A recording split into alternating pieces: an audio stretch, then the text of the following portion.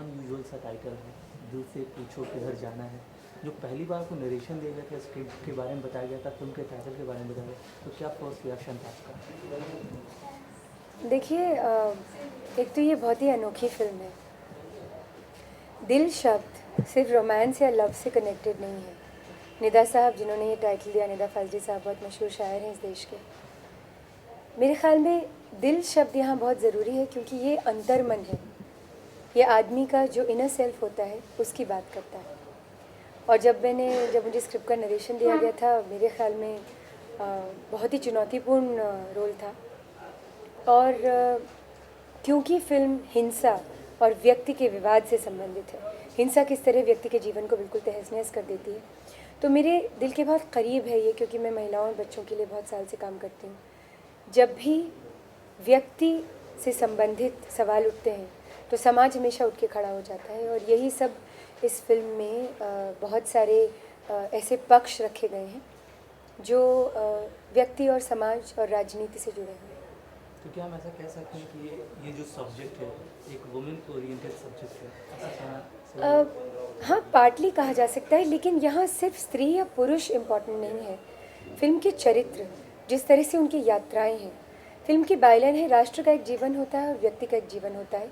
जिस तरह के माहौल में आज हम हैं, जिस तरह के दौर से गुजर रहे हैं, ये दोनों जो तथ्य हैं ये एक दूसरे से बिल्कुल मिले जुले नहीं होने चाहिए, लेकिन हो उल्टा रहा है। विडंबना की बात है, दुखद बात है कि व्यक्ति का जीवन एक मैक्रो लेवल पर राष्ट्र में जो कुछ होता है उससे कनेक्टेड है। तो आप कह सकते हैं हाँ, आलिया की कहानी है, लेकिन आलिया और अविनाश की कहानी है जो आदित्य श्रीवास्तव प्ले कर रहे हैं। लेकिन समाज में व्यक्ति का क्या, आज उसकी क्या स्थिति है, सामाजिक राजनीतिक जो भी चीज़ें होती हैं देश में, उनका व्यक्ति पर क्या असर पड़ता है, कहानी उससे ज़्यादा संबंधित है। मानवीय संबंधों की कहानी है और बहुत संवेदनाशील ऐसे कुछ बातें हैं जो उठाई गई हैं। कोई भी फिल्म करता है तो कुछ ना कुछ उसके लिए कन्विंसिंग होना चाहिए, कन्विंस लेवल पे। तो जब आपको नरेशन दिया गया था, स्क्रिप्ट के बारे में बताया गया था, सबसे जो कन्विंसिंग चीज़ थी वो क्या थी स्क्रिप्ट में? मुझे लगता है सबसे कन्विंसिंग चीज़ इस स्क्रिप्ट के बारे में, सबसे कन्विंसिंग बात इस बारे में ये है कि पिछले दिनों मुंबई में भी इतनी सारी घटनाएं हुई। अभी दलित हिंसा हुई, मुंबई ब्लास्ट जो ट्रेन के हुए, इतना भयंकर लोगों पर गुजरा। बहुत सारी ऐसी दमित कुंठित भावनाएं हैं जो हमारे अंदर दब के रह जाती हैं। हम स्पिरिट के नाम पर उनको दबा देते हैं, लेकिन वो सवाल, वो तकलीफ़ें, वो कठिनाइयाँ, वो सारी चीज़ें जिससे व्यक्ति रोज़मर्रा रोज़ रोज़ रोज़ रोज़ गुजरता है, उसके बारे में चाह कर भी कह नहीं सकता क्योंकि सुनने वाला कोई नहीं। तो अभिव्यक्ति से रिलेटेड जो बातें हैं, अभिव्यक्ति, जो कुछ मुझे महसूस हो रहा है वो समाज और राजनीति से जुड़ता है।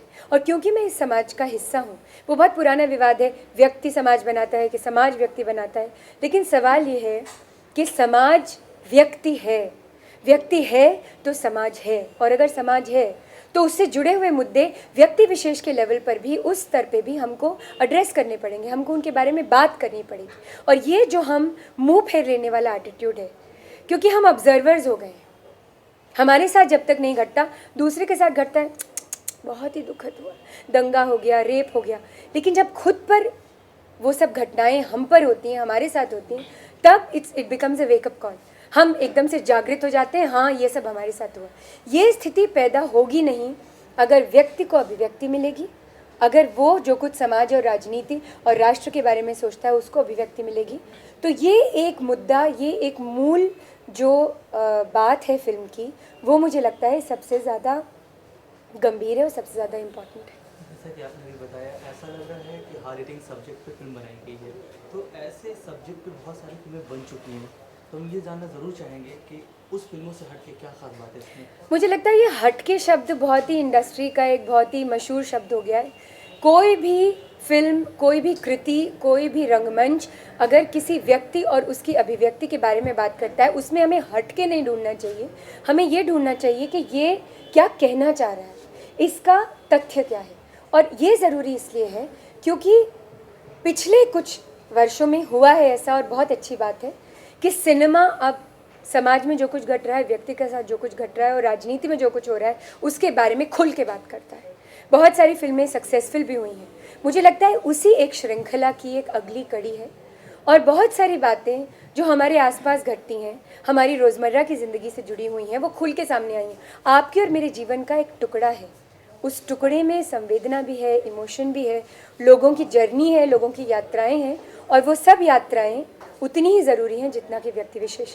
और एक और बात मुझे लगता है, सिनेमा कहीं ना कहीं व्यक्ति के जीवन से जुड़ा हुआ है। जब लोग सिनेमा में जाते हैं तो वो ज़रूर कहीं ना कहीं आइडेंटिफाई करते हैं, वरना लोग हेयर स्टाइल क्यों कॉपी करते हैं, कपड़े वैसे क्यों पहनते हैं, बात करने का तरीका क्यों अपनाते हैं, इसलिए अपनाते हैं क्योंकि वो उससे आइडेंटिफाई करते हैं। ऐसे ही जब सिनेमा उनके जीवन को अभिव्यक्त करेगा तो आइडेंटिफिकेशन अपने आप पैदा होगा। जी, फिर म्यूज़िक के बारे में बात करना चाहेंगे हम। मतलब जो आदिश श्रीवास्तव का म्यूज़िक है, आज का जो जॉनर है बिल्कुल अलग है, डिस्को टाइप की म्यूज़िक है। तो मतलब फिल्म के हिसाब से म्यूज़िक दिया गया है या फिर कोई आइटम सॉन्ग वगैरह भी डालने गए फिल्म में? फिल्म बिल्कुल ही एक तथ्यात्मक दृष्टि से बनाई गई है, और फिल्म का म्यूज़िक बहुत अनोखा है क्योंकि चरित्रों की यात्राएं फिल्म में संगीत की यात्रा है। 5 विधाएं संगीत की इस्तेमाल हुई हैं। आदेश ने बहुत कमाल काम किया है। निदा फाजली साहब बहुत कमाल के शायर हैं, मुझे उनके बारे में कुछ नहीं कहना चाहिए, बहुत इज्जत करती हूँ मैं उनकी। कैलाश खेर ने जो टाइटल गाया है, दिल से पूछ किधर जाना है, वो एक अंतर मन को अभिव्यक्त करती हुई बात है। श्रेया घोषाल ने प्योर क्लासिकल गाया है, अभिजीत जी और स्नेहा पंत ने रोमांस गाया है, मेलेडी है, तो और साबरी ब्रदर्स ने नातिया कव्वाली गाई है। तो 5 विधाएं एक साथ जुड़ी हैं, और फिल्म का म्यूज़िक बहुत ही प्रासंगिक है। आइटम नंबर नहीं है, कैंडी फ्लॉस नहीं है, वो सब नहीं है, क्योंकि वो फिल्म नहीं है। जिस तरह की फिल्म है, जिस तरह की फिल्म के भाव हैं, वही म्यूज़िक और शायरी में अभिव्यक्त हुए हैं, और मुझे लगता है सब सिंगर्स ने उसको समझते हुए, कोई लिप सिंक नहीं है।